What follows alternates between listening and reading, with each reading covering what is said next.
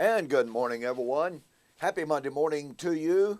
Welcome back to Morning Musings. My name is Don K. Preston. I'm the president of Preterist Research Institute of Ardmore, Oklahoma. And, hope you had a fantastic weekend. My wife and I actually went to Conroe, Texas over the weekend. There's a really big swap meet down there. And there was this last weekend. It's a yearly event. And never been to this swap meet. Well, I did go last October to the fall, what you call the fall meet.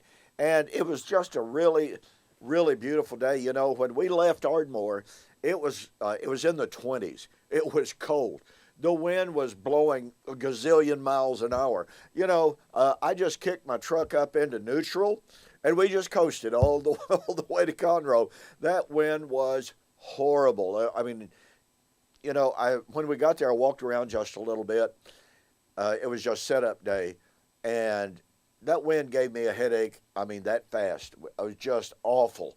But I'm telling you, on Friday and Saturday, some of the two most beautiful days you could ever ask for. It was truly great. My wife and I just thoroughly enjoyed getting away, taking a little bit of a break, and enjoying our time together. And I actually managed to buy a couple of things, which is always good because my car projects are always hungry for parts. Believe you me. So, anyway, hope you had a fantastic weekend. All right, well, let's get back to our study. And by the way, we are a little ways off, but we are looking now at the end of our study of the Olivet Discourse. It's not going to happen next week, but nonetheless, nonetheless, it is coming up. So I would like to hear from you about your recommendations of what you would like for us to study next. As I have said, I want to present my thoughts on what you would like for me to teach on. I'll be really honest, some issues just, quite frankly, don't interest me. But nonetheless, that's just kind of the way it is. But I'll do my best to address the subjects that are of most interest to the most people. I don't want to sit here week after week and talk about things that are not relevant to your interest. Now, again, that doesn't mean that just because you suggest something, that's what I'm automatically going to do. If I have 20 suggestions here, one over here, guess what I'm going to choose? It's just the way things are. Or if I don't get enough suggestions on a topic that I think is of great interest and of great importance, then I'll just choose one myself. Okay? That's kind of the way that works. All right.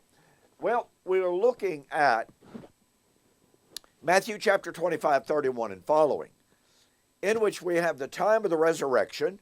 It's the time of the coming of the Son of Man. It's the time of the gathering of the nations. Everyone agrees with this. Well, what I shared with you last week was that there's a direct comparison, a direct parallelism between Matthew 25, 31 and following and Revelation 10 and 11. Now, the reason I said chapter 10 and 11 is because chapter 10 gives us the prelude. It gives us the preliminary look into what chapter 11 is going to be discussing.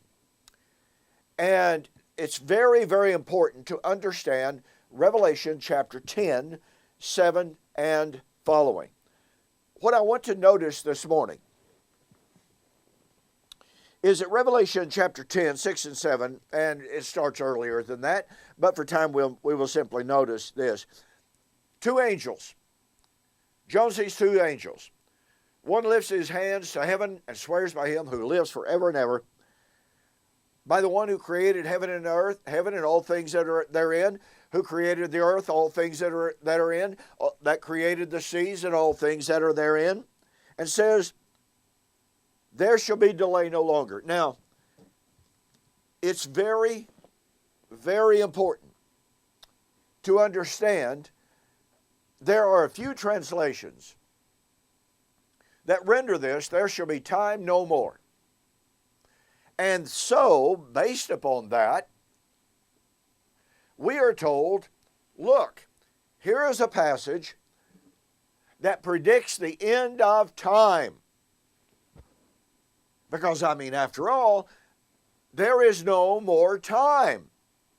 Well, unfortunately, according to some of the greatest Greek scholars in the world, I'm not one of them, you understand, but I certainly am able to read the Greek scholarship on this text. Gregory Beale, an amillennialist, who certainly disagrees with the preterist paradigm, in his massive commentary on Revelation, which is found right back here, he has an extended discussion of the question, was John discussing and was John predicting a yet future time in which there would be no more time? And Beale, in what is patently a correct assessment, mentions the fact John is not talking about any philosophical perspective about the end of time.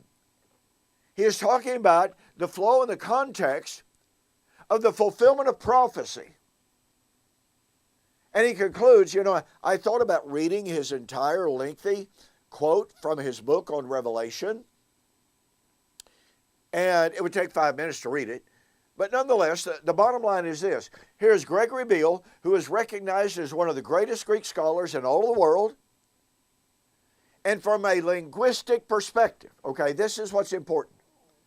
Many times people like to say, well, Don, you appeal to this commentator over here and what they had to say about the Greek. But guess what? They're a futurist. So you're wrong to appeal to these Greek scholars because in their theology, in their interpretation, they disagree with you. And it's really sad to me to see people to engage in such disingenuous argumentation. Here's what I mean by that. It is one thing for a person who is a linguistic expert, who knows the meaning and the definition of words. They understand grammar. They understand syntax. They understand the nuances of the Greek or the Hebrew text. Linguistics is one thing, ladies and gentlemen. Interpretation is another. And so when I am able to go to the Greek grammars, when I'm able to go to the lexicons, when I'm able to go to the commentators of some of the greatest Greek scholars in all the world and read their comments about the Greek, not about their views of eschatology, but when I'm able to read their linguistic analysis, and I can see, when a person applies that consistency, when a person takes their linguistic analysis, it leads directly to preterism. Their own linguistic analysis violates their futurism. Oh, listen, that happens constantly. And so it's not duplicitous of me, it's not disingenuous of me to say, here's the linguistic analysis, now here's their interpretation of the text. And those two clash. Those two disagree. I'm just simply taking note, properly so, of linguistics versus interpretation. But you see, those who make this argument and who like to say, well, Preston, you can't quote N.T. Wright, or you can't quote Scott McKnight, or you cannot quote Richard Hayes because they're futurists, Wrong. I can most assuredly quote them when they make preteristic statements. And I can demonstrate that in a consistent application of their own statements. Andrew Perriman is on record as saying, I'm often accused of being a preterist, and that's an understandable accusation, although it's false. It's an understandable accusation, because if you take his analysis if you take his linguistic analysis and you apply it consistency, guess what? You come up with preterism. But he abandons his own linguistic analysis.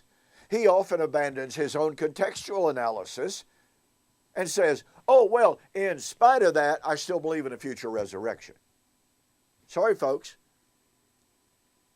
We are obliged as Bible students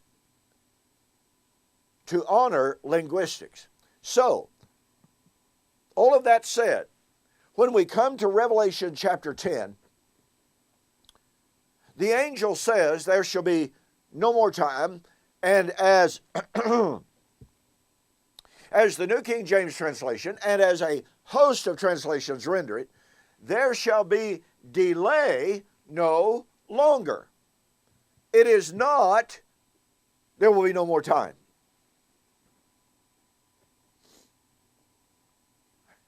And it should be pointed out that because of this correct translation, correct rendering, we can justifiably say there is not a passage in the Bible that speaks of the end of time.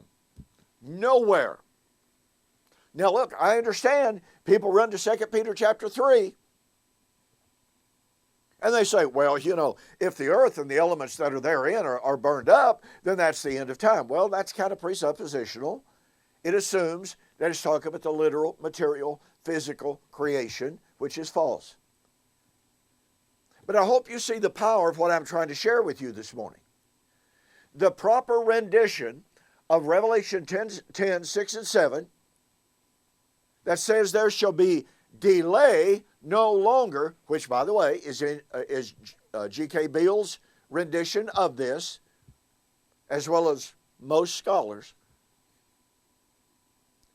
The proper rendition is that John was being told that when the seventh angel would sound, there would be no more delay in the fulfillment of everything that the prophets had foretold.